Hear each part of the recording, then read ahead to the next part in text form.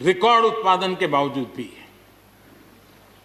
हमारे कृषि क्षेत्र में समस्याएं हैं।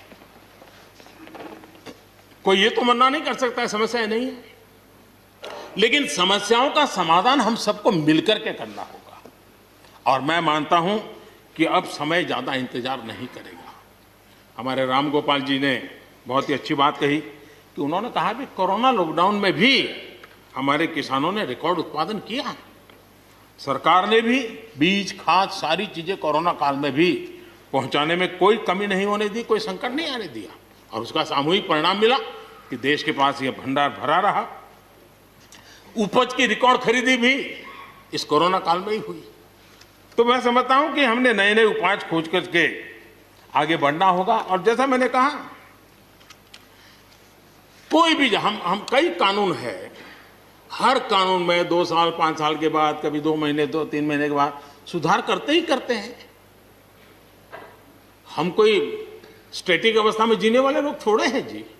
जब अच्छे सुझाव आते हैं तो अच्छे सुधार भी आते हैं, और सरकार भी अच्छे सुझावों को, और सिर्फ हमारी नहीं, हर सरकार ने अच्छे सुझावों को स्वीकार किया। यही तो लोकतंत्र की परंपरा है। और इसलिए अच्छा करने के लिए अच्छे सुझावों के साथ, अच्छे सुधारों की तैयारी के साथ हम सबको आगे बढ़ना चाहिए। मैं आप सबको निमंत्रण देता हूं, आइए हम देश को आगे ले जाने के लिए, कृषि क्षेत्र की समस्याओं का समाधान करने के लिए आंदोलनकारियों को समझाते हुए हमने देश को आगे ले जाना होगा। हो सकता है कि शायद आज नहीं तो कल जो भी यहाँ होगा, किसी न किसी को ये काम करना ही पड़ेगा। आज मैंने किया है, गालियां मेरे खाते में जाने दो, लेकिन इस अच्छा करने में आप जुड़ जाओ। बुरा हो मेरे खाते में, अच्छा हो आपके खाते में, आओ मिलकर के चले।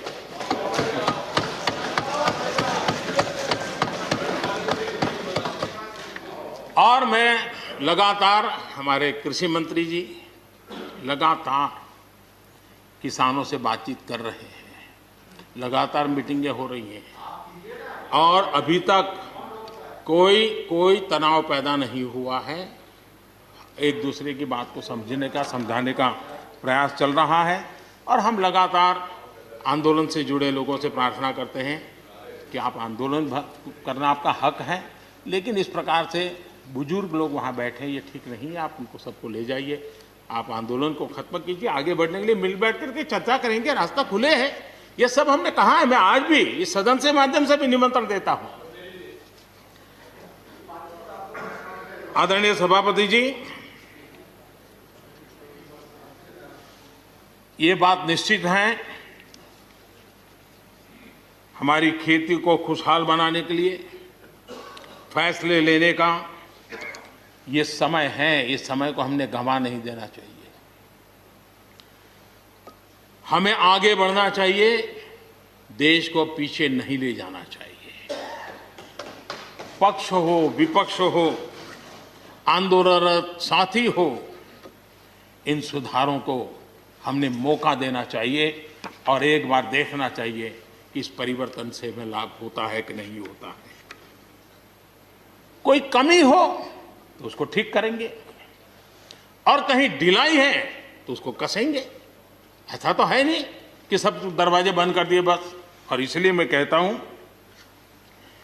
मैं विश्वास दिलाता हूं कि मंडियां अधिक आधुनिक बने, अधिक प्रतिस्पर्धी होगी।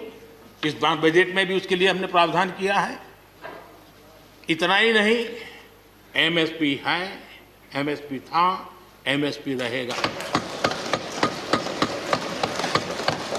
इस सदन की पवित्रता समझे हम। जिन 80 करोड़ से अधिक लोगों को सस्ते में राशन दिया जाता है, वो भी कंटिन्यू रहेगा। इसलिए मेहरबानी करके भ्रम फैलाने के काम में हम न जुड़े, क्योंकि हमको देश ने एक विशिष्ट जिम्मेवारी दी है। किसानों की आय बढ़ाने के जो दूसरे उपाय हैं, उन पर भी हमें बल देने की जरूरत है। आबादी बढ़ रही है, परिवार के अंदर सदस्यों की संख्या बढ़ रही है, जमीन के टुकड़े छोटे होते जा रहे हैं। ऐसी स्थिति में हमें कुछ न कुछ ऐसा करना ही होगा ताकि किसानी पर बोझ कम हो और हमारे किसान के परिवार के लोग भी रोजी रोटी कमाने के लिए, उनके लिए हम और अवसर उपलब्ध करा सकें। इनकी तकलीफों को दूर करने के लिए हमने काम करना होगा।